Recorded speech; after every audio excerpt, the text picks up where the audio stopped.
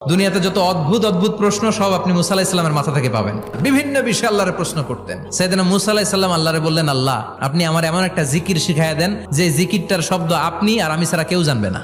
দিনে রাতে সব সময় এই জিকির আমি করব, আপনারে ডাকবো, কিন্তু শর্ত হলো এই জিকিরটা জানবে শুধু আপনি আর জানবো শুধু আমি। আল্লাহ বললেন, মুসা পড়ো লা ইলাহা ইল্লাল্লাহ।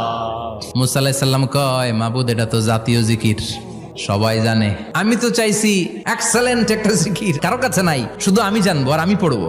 আল্লাহ বললেন, মুসা এই লা ইলাহাকে যদি এক পাল্লায় রেখে দাও, তাম বিশ্ব, 7 আকাশ 7 জমিনটারে তুলে যদি তুমি আরেক পাল্লায় রেখে দাও, লা রাজাহাত কাফাতু লা ইলাহা ইল্লাল্লাহ, মুহূর্তের মধ্যে লা ইলাহার পাল্লা ভারী হয়ে যাবে।